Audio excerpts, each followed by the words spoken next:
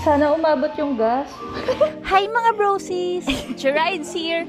Another day, another adventure. And for this day, samahan niyo akong i-pick up ang aking first motorcycle after natin ipalagyan ng PPF. And in this video, also, magpapagas tayo at magpa-park for the first time in history. Kaya if interested kayo, makita ang struggle ko as a first-time rider, watch this short vlog, subscribe, and hit the notification bell button para updated kayo sa journey ko as a first-time biker. Hello guys!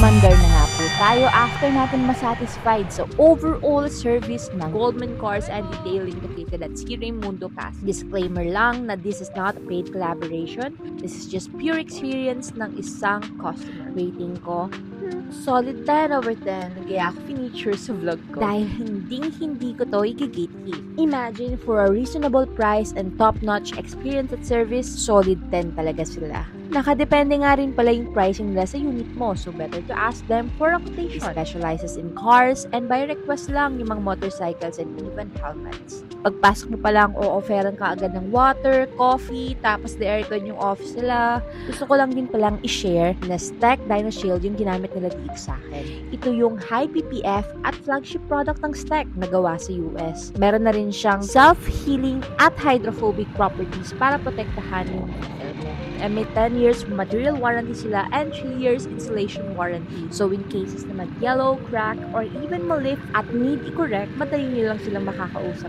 Pinili ko palang magpag-gas dito sa Shell. Concept bet ko yung mga freebies nila like discounts and Ferrari merch na madalas ko nakikita sa mga ads. Napaka-convenient and strategic din ng mga locations nila.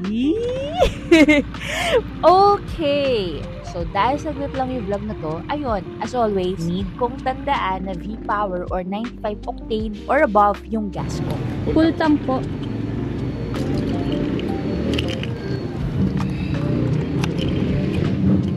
Bago labas. First motor mo? First gasoline ko. First gasoline. Aba, first motor ko. Ay, sorry. Pero may ibang motor na po kayo dati? Wala pa. Ay, ito talaga. Vlogger ba kayo, ma'am? Di po. Alam ko, vlogger. Ito ako Shell Go Up. Ano po nga siya? V-Power gas. Ano pa pangalan mo nito, ma'am? Kasi may pangalan na siya eh. Harley daw, yun. Lalaki. Harley. Hindi, dapat babae pangalan mo dito. Magkano kaya po? Okay na po. Yan na po yung full tank. 11.7 liters yung fuel capacity ng Nightster Special. Ang dami no. 11 liters po yan eh. 8 liters na dito. So dahil may low fuel indicator na ako at nagpupula na siya, which I don't know yet kung anong exact liters niya, pag ganon, which my wildest hunch baka nasa kulang-kulang 2.5 liters. Nakayanan natin magpagas up to 8.2 liters. At inabot ako ng mga around 525 pesos for this first gas up. I still cannot assess right now, lalo na hanggang Video City Pasig pa lang naman yung nababiyahe ko. Pero whatever. I think sulit pa rin to kasi finally may dream bike na ako for now. Pero shout out pa rin sa mga kuya riders na laging tumutulong sa akin para ihatid ako hanggang sa man ako magpunta. What? Gaya ng shinare ko last time, may 3 riding modes or traction control itong Nightster Special. Sport, road, and rain. Mas mabigat sa pakiramdam or mas dikit sa lupa kapag rain mode. And na-observe ko rin na mas mabilis kumonsumo ng gas yung rain mode. Pero I have to try next time kung fuel efficient ba yung sports mode or sport mode. We survived the first gas up. And nakabalik din tayo ng road riding. Next up is magpa-park. Again, familiarizing pa rin ako and siguro ito yung pinakamahirap sa lahat kahit tumagal pa to sa akin. Nakarating na nga tayo sa bandang McKinley and by the way, nababalitaan kong mas nagkakaroon na raw ng designated parking for big bikes. Pero since ito yung pinaka-nimble dalhin sa lahat ng Harley models right now, in my first parking, magpa-park tayo sa usual motorcycle parking space. I know may iba't ibang style ng pagpa-park, may iba bumababa ang motorcycle para itulak yung motor, but I'm most comfortable kapag nakasakay ako. Pero dito ko talaga naramdaman yung 225 kilograms. Let's go!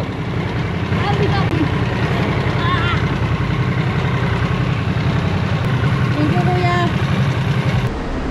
Kailangan ko ulit siyang ayusin kasi napansin kong di makakasakay maayos yung katabi ko for that tulak ulit. Which I don't mind. Ang mahalaga, pare-pares tayong nakapark ng maayos. Hindi lang sa mahihirapan siyang sumakay, pero possible din ma-scratch mo yung motor niya or matamaan yung motor mo dahil sa limited guts. Good job, baby. Yes. Baby. Thank you po. So, yun. Napakasaya ko dahil nakarating tayo dito sa Viceroy. At the same time, sobrang ligtas.